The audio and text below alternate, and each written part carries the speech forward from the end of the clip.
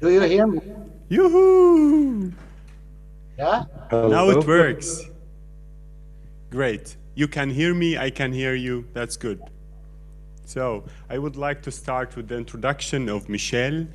Michel is a journalist, Israeli journalist and human rights activist, and he chaired for years the Palestinian-Israeli Alternative Information Center. And we welcome you here from Berlin, and we are very happy that you are joining us. And so you have the mic. Tell me your opinion or your point of view to the film and to the point of Mohammed.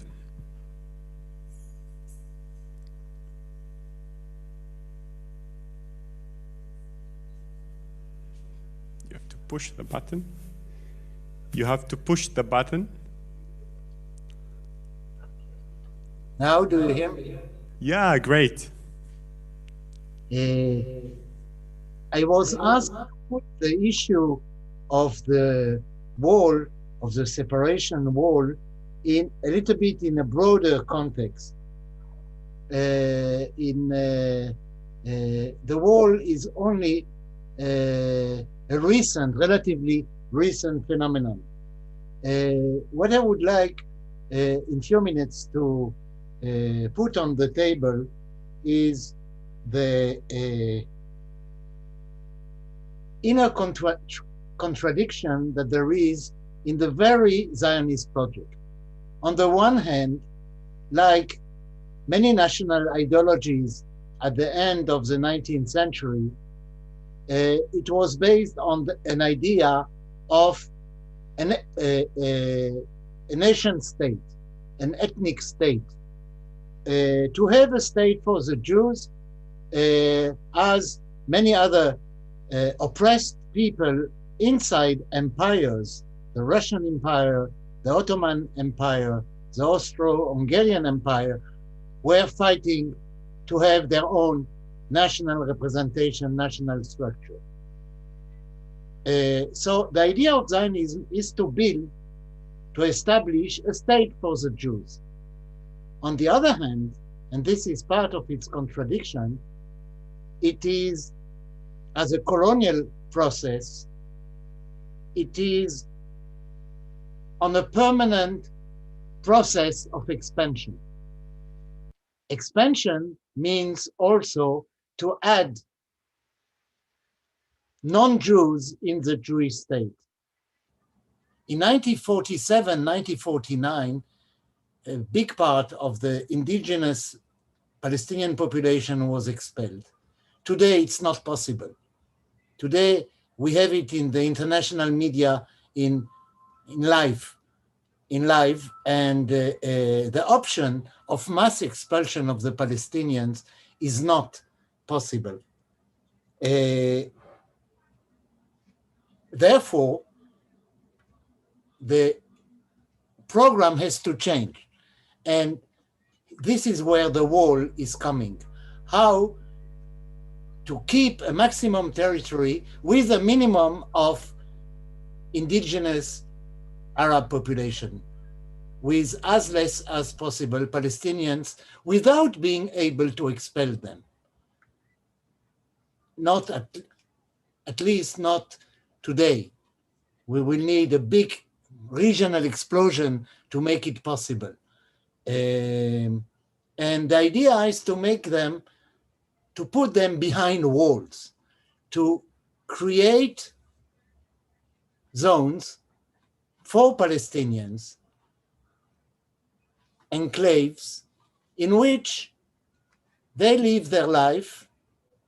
From time to time, the Israeli army enter. It's controlled by the Israeli secret services, but they are not part of us. We keep it as a Jewish state. The wall is not a border, and this is what is important. It's not a border and not aimed to be a border. It is aimed to be a way to enclave the Palestinian communities which are in the greater Israel space. In fact, the concept of border is extremely, or lack of border, is extremely central in the Zionist project. Ben-Gurion used to say, the founder of Israel, we don't have borders and we don't have to fix borders. We take what is possible today and then we will see. And when he accepted, for example, the ceasefire agreement in 1949, there was no Jerusalem. And the answer of Ben-Gurion was, Jerusalem will not run away. We will have new occasions. And today, Jerusalem, of course, is part of the state of Israel. So the idea not to have border. Second person who always was emphasizing the idea of no border to Israel was Ariel Sharon. Never fix a border, never sign an agreement where final borders will be decided. And therefore, it's an open project. It's an ongoing project. And the wall, the topic of the movie, the wall is by no way a border. It is a way to create these enclaves for the non-Jews in the Jewish state. Maximum territory with a minimum of Palestinian population. This is the holy, I would say, formula of the Zionist project and of Israel. And even someone from the far, far, far right in Israel, like Avigdor Lieberman, for whom Netanyahu is a leftist, was ready and in his program to give part of the state of Israel, what is known as Wadi Ara or the Triangle, to give it to the Palestinian state. It is losing a very limited territory, but getting rid of 500,000 of Palestinians. And this is what is important, to have an as ethnically pure Jewish state, even at the expense of a smaller state. Just a last question. Do you think such kind of policy is comparable with South Africa? I mean, the apartheid system in South Africa? Our South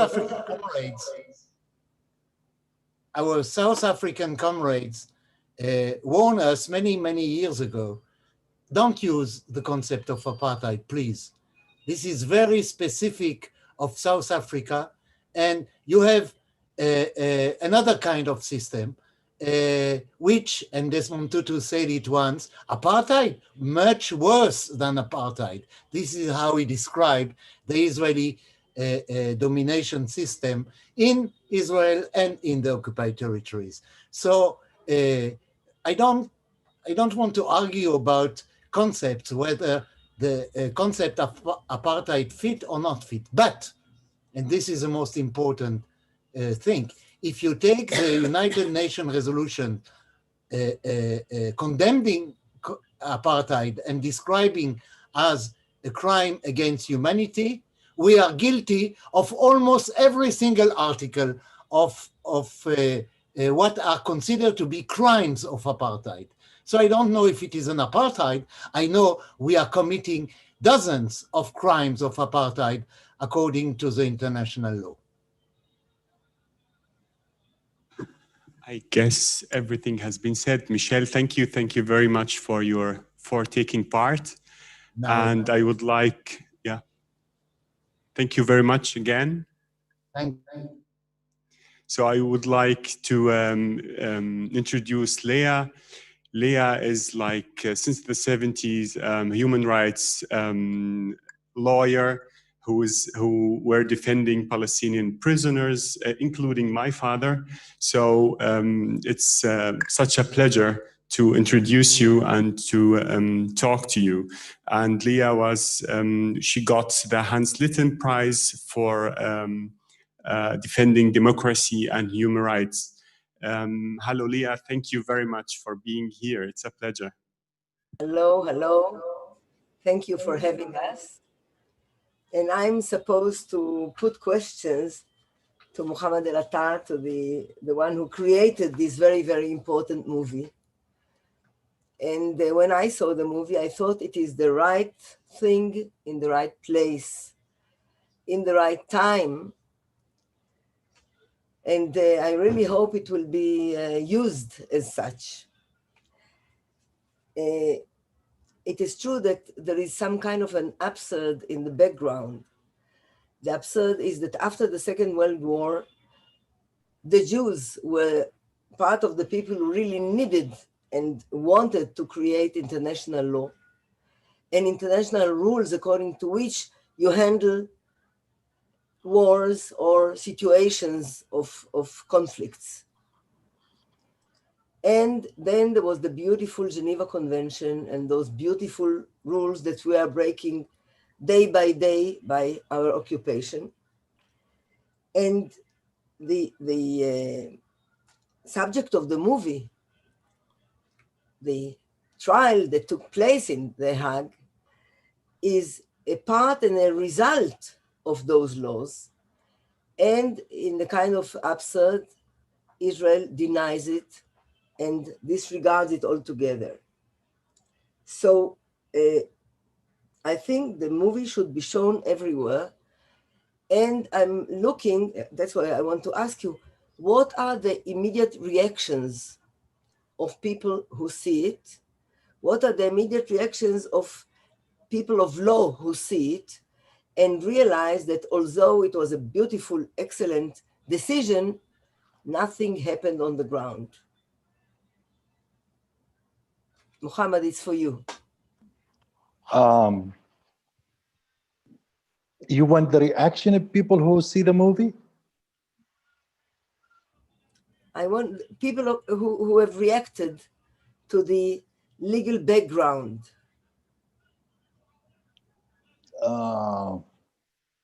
I think the people with the legal background, they always, they surprise, but they're not as much as surprised as the average person, because I think they know the ins and outs of international law and how the system work. But for me, actually, if there is anything was shocking discovery for me in this film, was the reaction of the judges. I mean, forget on camera. It's I never worked that hard to get some character as much as I worked to bring the judges. They don't want to be on camera. It took me literally 1 year to convince them to be on camera, especially Judge Bergenthal in the US. And all of them agree that they're not surprised that the decision of the court didn't go anywhere. So that kind of put me in a dilemma. Maybe I was naive when I approached the whole thing. I really thought, international law, it's a big thing. Yeah. But to hear it from the judges of the highest court on earth that, don't expect much. And when I spent about 2 months, researching and filming in The Hague. So I go to the court like almost on a daily basis. I imagine this place need about probably more than $10-20 million a month to run that place. Wow. Then why are we wasting this money? Really, why are we wasting this money in this people? So the average person is shocked because they don't see international law is working. And the people who understand the law, they're not really surprised at all. May I interrupt you at this point? Before, it was a great question, a great answer, but we wanted to introduce Mohammed Lattar, the director of the movie, and that's the part of Yehudit. Everything's fine. So Yehudit, go on. So whoever said practice makes perfect wasn't telling the whole truth. Good evening, and it is my great honor to be part of this event. It's my great honor to introduce you, Mohammed Alatar, who is joining today from Ramallah. Mohammed is one of the major documentary directors of Palestinian cinematography. He was trained in the United States in the 90s, and he defines himself as a filmmaker and human rights activist with deep commitment to films on human rights and people's struggles. So basically, we already jumped right to the middle, to the heart of who you are and what you do. He uses his work to promote his ideas and convictions all around the world, giving scope to the causes and the human values which he defends. And I think our panel shares. In 2002, he was nominated for the Martin Luther King Jr. Humanitarian Award, and among his other films are Jerusalem, the East Side Story, and The Iron Wall. We are very thankful to have you, as well as Leah and Michel, with us tonight. Please continue. I have also many questions, but of course, maybe I'll wait with them until Leah is finished, and the audience is also welcome in the chat to start writing. Thank you, Yahudi. What I thought, the second question I had is really, being so many years in the military courts, in the Israeli other courts, defending the Palestinians, I play the role of, a lawyer, and I play it according to the rules. And very often people say, oh, it's very good that you are around. You show that there is justice around. And I wondered if while meeting all those judges, did they ever speak about the feeling that they are only a coverage to something? They were only playing a role of covering the procedures, doing their process, doing what is necessary to do, but the consequences are null. Then what does it mean? What does it mean to them? I think I remember the Jordanian judge, Hassaune. When I said that to him, he looked at me and he said, you're old enough not to be surprised, but you're still getting surprised. Yeah, so stay surprised, it's good. Yeah. I don't think they see themselves as part of the game, but at the same time, they understand. I mean, all of them written endless books about international law. So there is definitely some conviction in them about the need of international law and the importance of international law. But they're very smart, top intellectual people, and they understand. I think it was the German judge who said to me, you'd be mistaken if you think international law is an intellectual system. It is not. It's a system of power. And if you look at the history of the court and the history of the cases, I mean, and I think it was in the 80s when Nicaragua sues the U.S. for supplying arms to the rebels. And the American didn't like the court, they just left. They just left the court. Right. And if you notice nowadays, I mean, Donald Trump is threatening the prosecutor of the ICC. If she will come to the US, he will arrest her. So anyone with a little bit of knowledge about how international law works, it's a system of power. It's a club for the big boys. And sometimes when the matter, it doesn't matter, it works. I mean, they fix so many problems of, fishing dispute in the ocean and trade dispute, little stuff, they deal with it.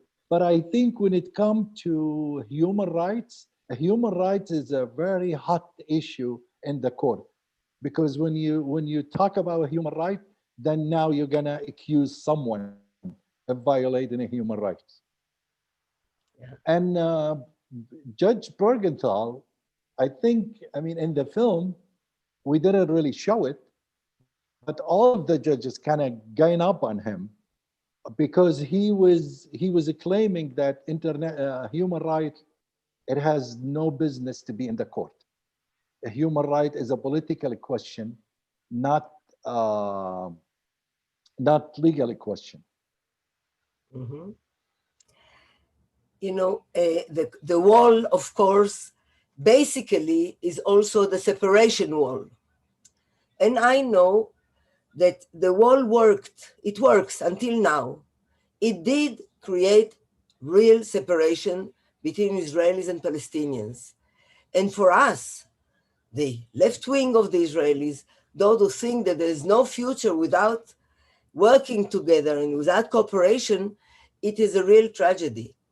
And I must say that many organizations that used to work together from both sides before the wall hardly function today, like Bat Shalom, it's an organization of women, Palestinian and Israeli women. And I lost many of my friends because it's illegal for me to go to Ramallah, let's say. It's, of course, illegal for Palestinians to cross the wall to come to Israel. And it has the effect. And I wanted to ask you, do you keep Israeli friends?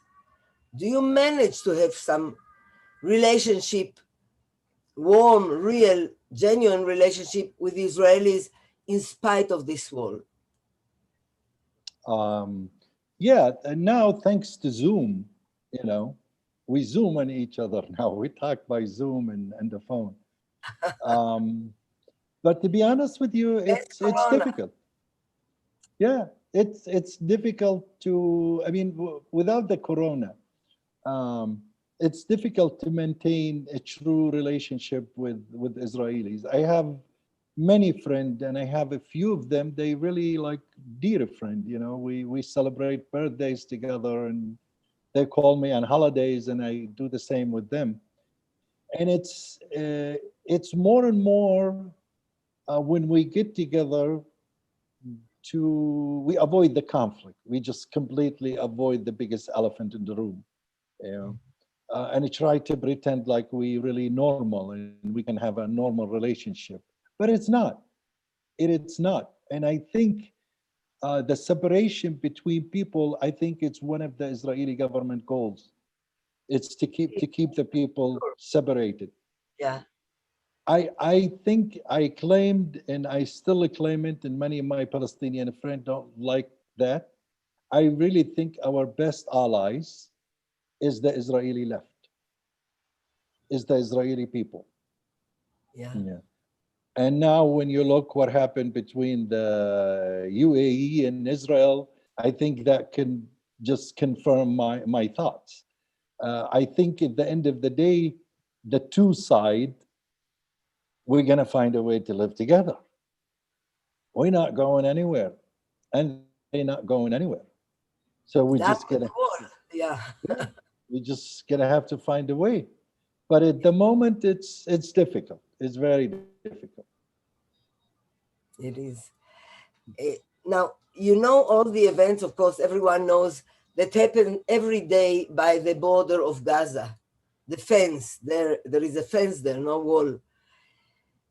How do you compare the wall to the fence? The Gazan to the West Bankers in a way? Can it be compared at all? Sorry? Can there be a comparison? I don't think so. I think because, at least here, if you come near the wall, most probably you will not be shot. But in Gaza, most probably you will be shot. Gaza is a whole different story. I am sorry to say this, but I really think maybe 50 years, 100 years from now, the Jews will really, really regret Gaza. Because Gaza, I think it will be a shame forever, what they did to Gaza and what they're still doing to Gaza. They should be. We should be. Yeah. People with the history, like the history of the Jewish people, should not do what they're doing in Gaza. If you look now with Corona, Gaza has 62 ventilators. 62. Can you imagine if 100 people in Gaza, need to go to the emergency room, the whole system will collapse. Yeah. Why? For what? Evil, evil. The film, I think, should be shown a lot everywhere because it shows in the most clear way that justice is still far from being achieved. And I want to ask you, what use do the Palestinians do with this movie? How it is being used? Palestinian, right now, I mean, we really disoriented. We completely disoriented. We hardly could do anything right. I mean, the Palestinian Authority want me to do a tour with the embassies and stuff, but I don't really like them. I don't want to work with them. I don't want to come near them. In Palestine, I showed it within, like, law schools and in Birzeit University in Najah, and we have a good discussion with the students about international law. But the problem, I really lost faith. I completely lost faith in international law. I am not convinced to go and sit in front of college kids and lecture them about international law when I myself don't really believe it anymore. But in let's say law faculties abroad, I think it's a film that should be studied because it shows an utopia, an excellent victory in the court, and then nothing happens. It's the real face somehow of justice in this time. Yeah, outside is doing very well. It's yesterday I signed a contract with the Library of Harvard University to be part of the curriculum. And I did the tour in Germany, and I was supposed to be in Germany, but Corona, changed everything. France and England and Belgium. Outside it's working very well, and people received it really very well. But I also wanted to educate the Palestinian of the subject. But it's difficult, really difficult, to come and talk to Palestinian about international law. Mm-hmm. They just don't believe it. They are pessimistic, and they are right to be so. The international law didn't help them a lot. That's true. But I want to say, to finish perhaps with a nice curios, there is now an advertisement in the Israeli radio every now and then, very, very often, as a matter of fact, because it's been done by a very, very rich organization.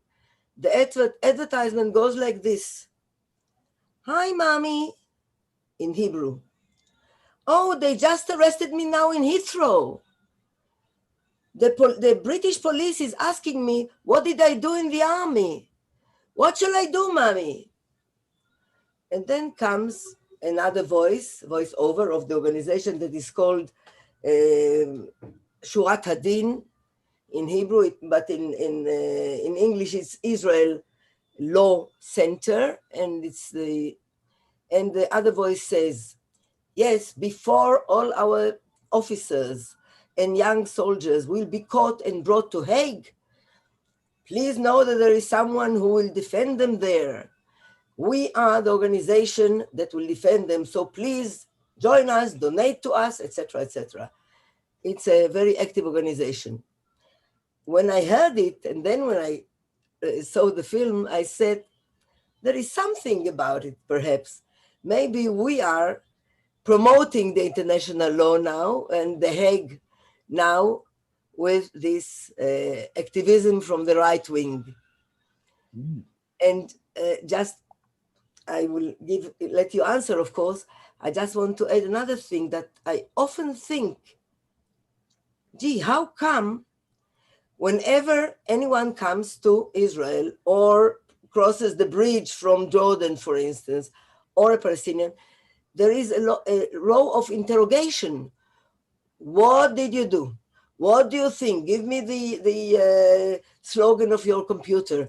Do you support the BDS? Where did you sign? What have you done politically? And this will be the way to check whether that person enters Israel or not. And it brings me again to some demand that I'm bringing about. Nobody, not even in Heathrow, is really asking the young Israelis, what did you do? Where do you live? Are you a settler? What did you do in the army, etc., etc.?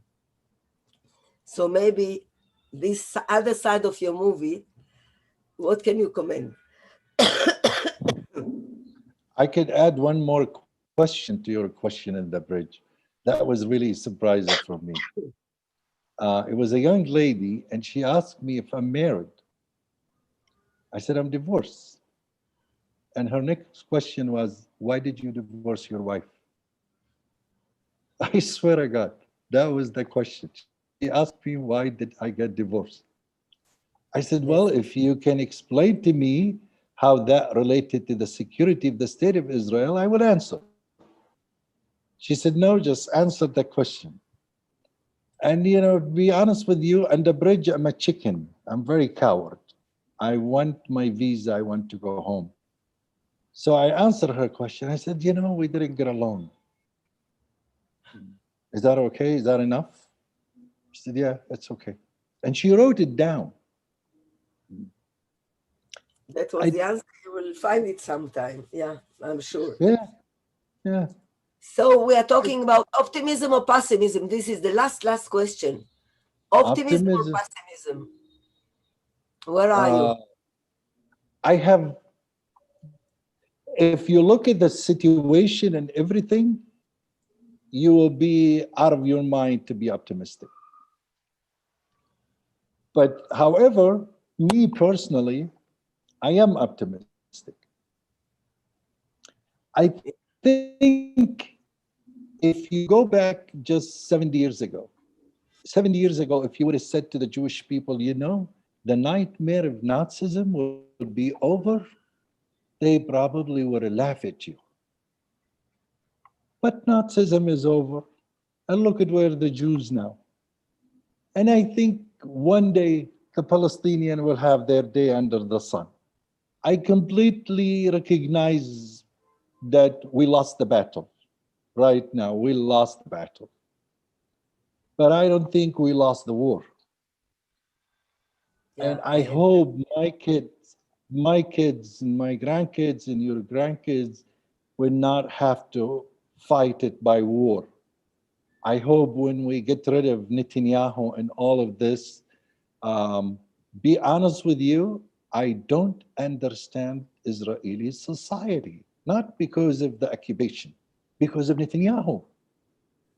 How can a dynamic country like Israel pick someone like this idiot? A corrupt idiot. Yeah. But at the same time, look at America. How can we end up with someone like Trump? Yeah. But at the end of the day, they will go. They will go. They will not stay forever. And I hope peace and justice one day will have a better day. Inshallah. Inshallah. I'll give the questions to the audience. Thank you, Leah.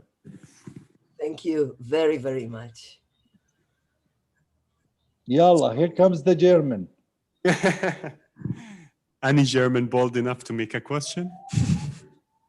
So who would like, if anybody would like to make a question, please. Or keep silence forever. I just wanted to add in the live stream, there are 18 participants. You are also more than welcome to ask a question on the right side of the screen. It says ask a question, and then we will read it out loud. If there are no questions, Qasim, it's not a problem. I have many. Yeah, I have no courageous people here. So it's yours. Okay. So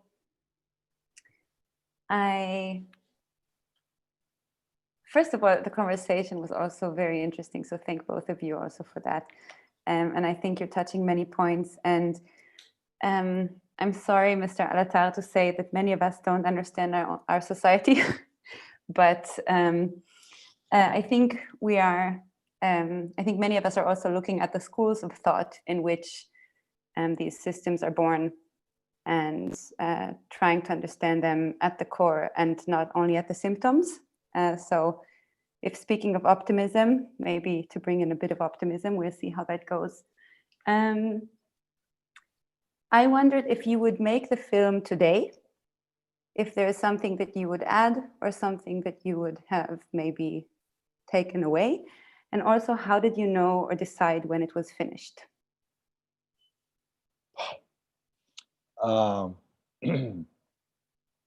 Good question. During when we were doing edits, my first interview was with Judge Bergenthal, because I thought from the beginning, if I can't get Bergenthal, I will have a trouble. I need the only judge who is dissenting. So I secured Judge Bergenthal interview, and all of the judges after when I went to interview them, I will show them, clips from the interview with Judge Bergenthal. So they start answering Judge Bergenthal. But when we start doing edits, it looked like the whole court was gaining up on Judge Bergenthal. And I really don't want it to be this way. I mean, I disagree with his decision, but he's really a very nice man with a beautiful story, by the way, about the Holocaust. He has a book called Lucky Child, where how he survived the Holocaust. And I asked him, I said, did the Holocaust play any role? He said, of course, we're not on camera. I could say that to you now. Of course, it played a lot of role. I hated this case when that case come to court. I am the Jew, now have to decide the fate of Israel. Yeah. So there was a lot of this stuff. I would have loved to have it in the film. It is not directly about the wall, but it also show you the people behind the decision of the wall. But in film, we have 82 hours of footage and we need to shrink it to 52 minutes. So we call it in cinema, kill your baby. You just decide this is what's going to be in the film and that's it. Thank you. Did I miss the second part or? No, thank you for your answer. Qasim, do you want to ask a question or should I go through my list? No, I think nobody wants to make a question here, so you can go through your list. I can make them ask if you want to. If you ask the question, you'll get €5. What about, also we can turn it around and say, Mohammed and Leah are welcome to ask us questions as well. But yeah, I wondered, who do you think should definitely watch this film? Everybody, but especially Israelis. I think Israelis, I read a book one time about how a group of Jewish intellectuals before the establishment of the state, they were debating what kind of state they need. And they were reaching the conclusion that we cannot build the state based on biblical story. We have to play by the rules. We have to play a nation like all other nations. That's the name of the book, A Nation Like All Other Nations. And I think Israel is still stuck in that question, that they have a divine right from God to everything and they can do whatever they want. And it's okay because God is on their side. We in 2020. Power is on their side. God is there in the picture, but they don't act in the name of God. But the whole story is based on God. You know, God gave us the land. God promised, yeah, but God promised the land. it was a So I, nice promise, dead promise for 2,000 years, you know, until Besotted the werk, power. that's adding. so I think the Israelis, and to be honest with you, we showed it one time in Israel. No, it wasn't even for Israeli Jews. It was in Nazareth for Palestinian Israelis.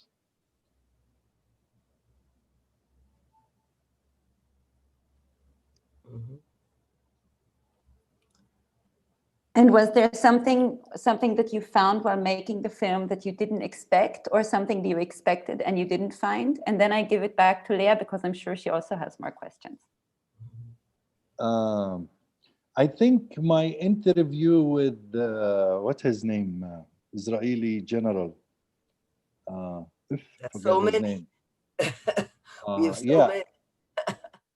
I think I was surprised how I didn't know that I have that much patience.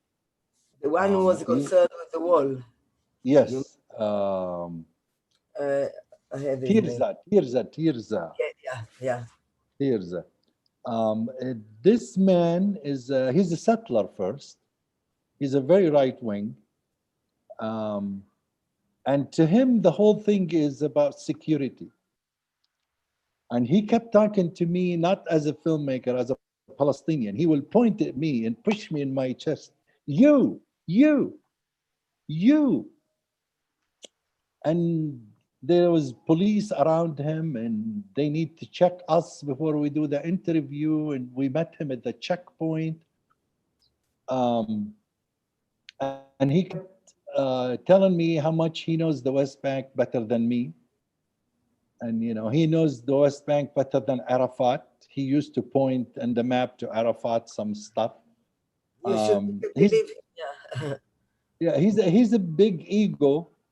Yeah, we know him from many directions.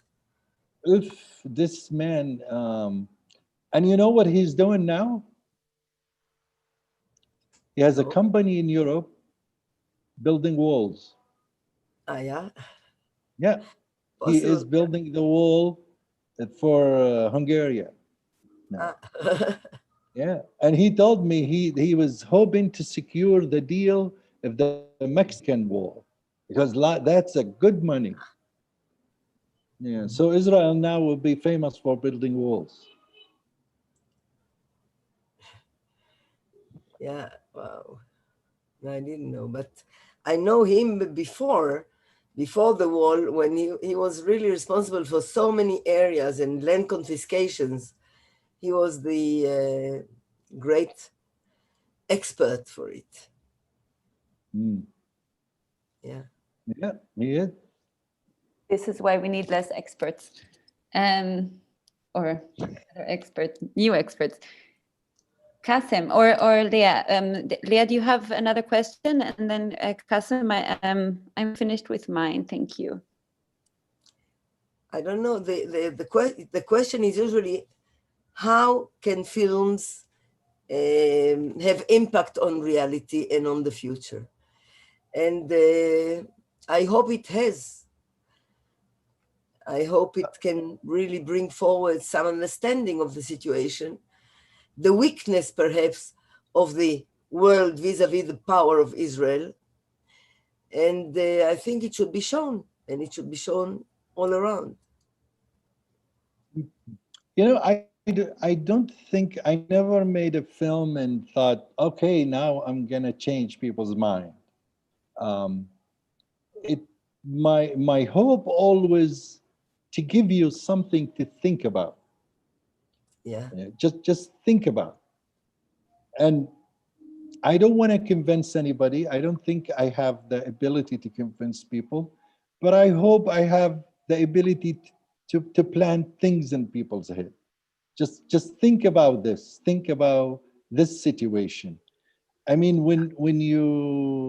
I spent a whole day with the German judge when we were filming. Um, I could say without a doubt, he was one of the most beautiful people I ever met in my life. Sweet, great man, great intellectual. He loves everybody. He have a great sense of, he wants to do something for the Jewish people. But at the same time, he kept looking at me, but I'm a law person. I have to do what's right for the law. Yes. Mm-hmm. And to hear from him the story, I think this is for German audience, how they called him to Berlin and how they treated him in Berlin. It's basically the chancellor at that time told him, why didn't you just shut up? Shut up. I mean, you're telling a judge in the International Court of Justice, shut up, just because the subject related to Israel.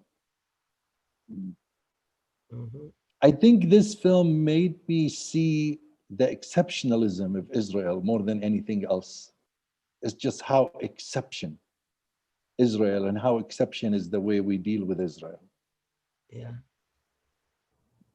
Yeah, I can understand it. But yeah, I think people can see the film and start thinking, which you wanted. I think it works. Thank you. Thank you. So thank you very much. شكرا كتير ليا، شكرا كتير محمد، شكرا كتير يوديت.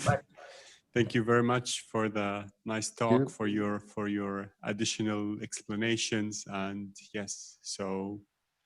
Thank you, Michel, as well, who has disappeared for now, but.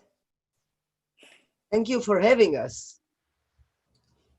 Thank you. And Qasim, if I may say something. I'll see you in Jerusalem.